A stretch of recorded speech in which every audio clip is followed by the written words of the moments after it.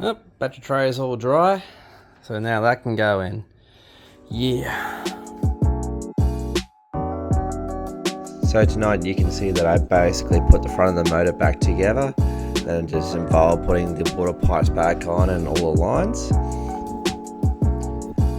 And then going through and fitting all the main battery harness. It was all pre-done, so we just had to fit a couple of bolts there and there. And then throw in a extra bit of line for the power fans. The connector itself, which was different in the VY, had to get changed over to the VT 2-plug style, but that was quite simple. That was just depinning and reconnecting it. And on goes the power steering.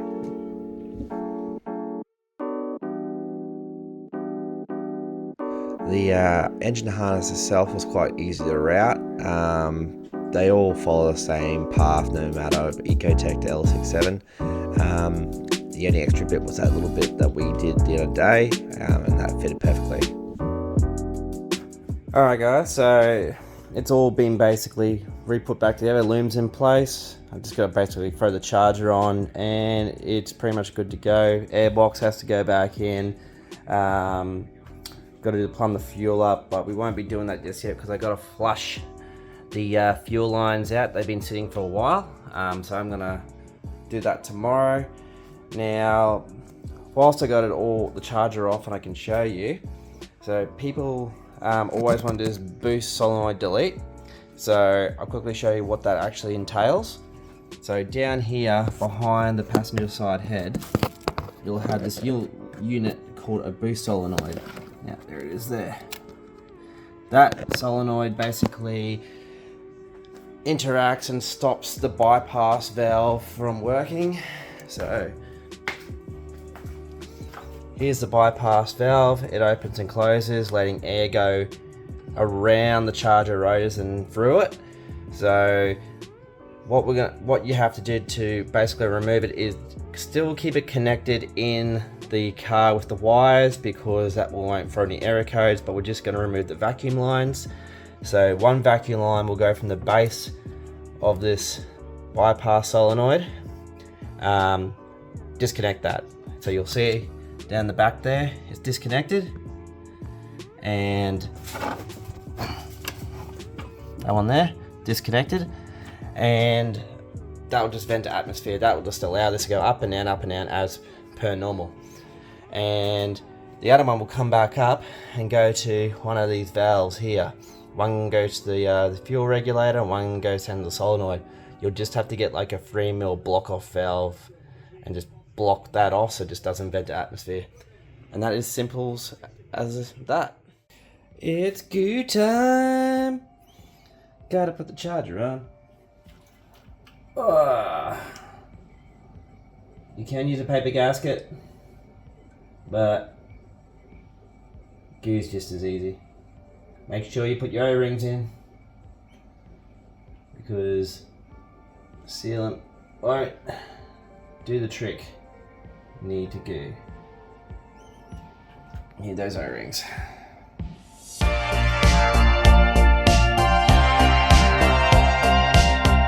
That's how much glue you only need. Any more than that, you're just gluing the charger to the limb. It'll be a pain in the ass to pull it off.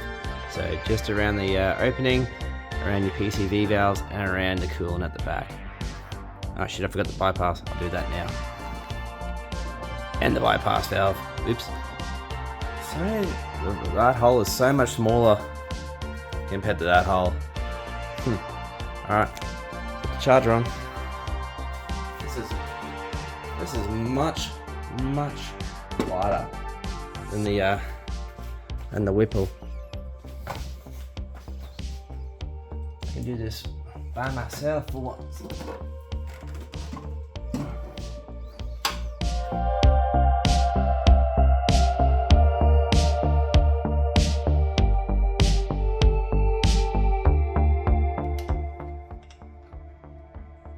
GM sort, you have to have so many bolts holding this thing down.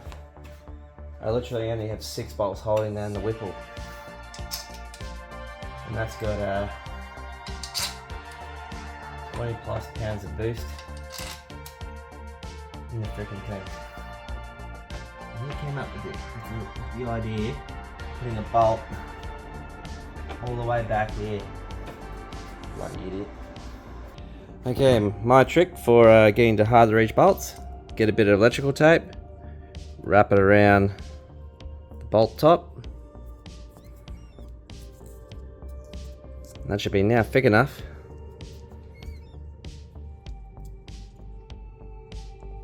for that to stick to it.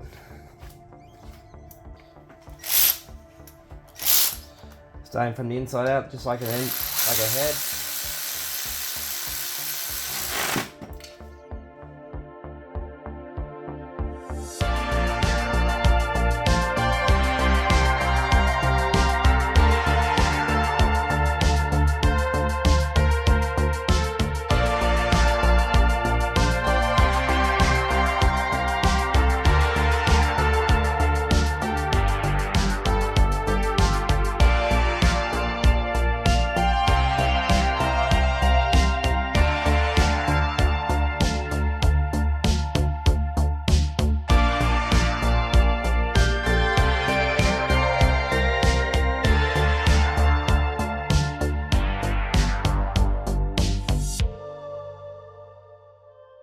Alright, so after trying to find those stats, we're looking for 14 to 24 Newton meters.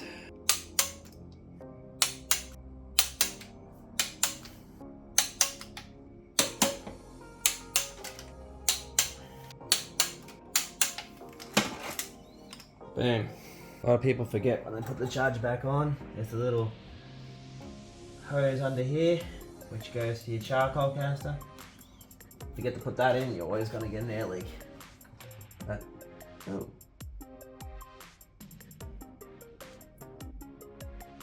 Oh, that hose is cracked. Must have ran like shit beforehand. Oh well. In the bin.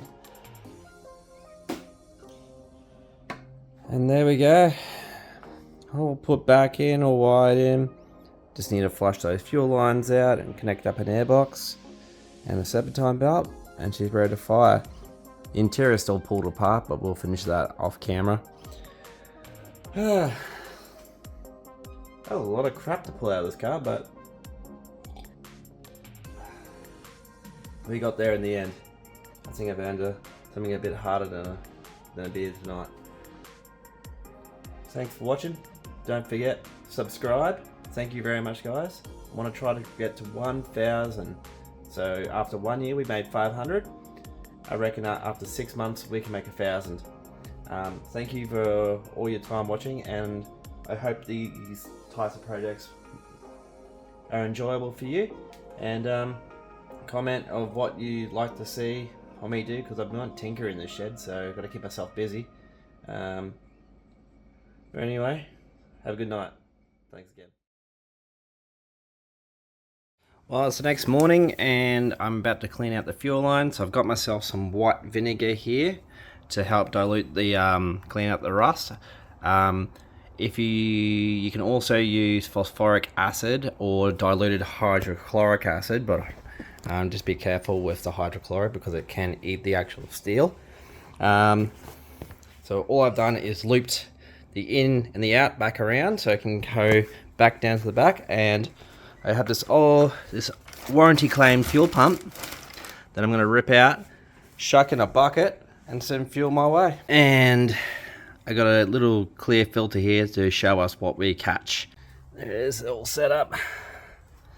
Let's connect her up. Negative to negative. Positive to positive.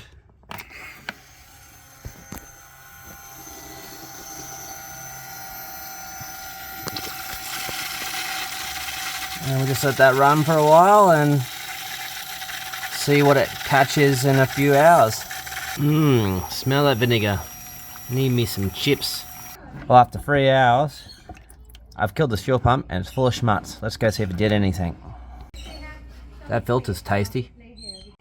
Well, it didn't seem to do as much, so I better try something with like something a bit stronger. Well, after yesterday's fail of using vinegar to clean my fuel lines, I'm gonna try another home remedy of some Coke, because this has phosphoric acid in it, which dissolves rust and oxidized metals.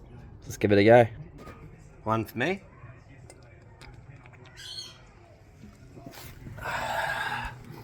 Some for you.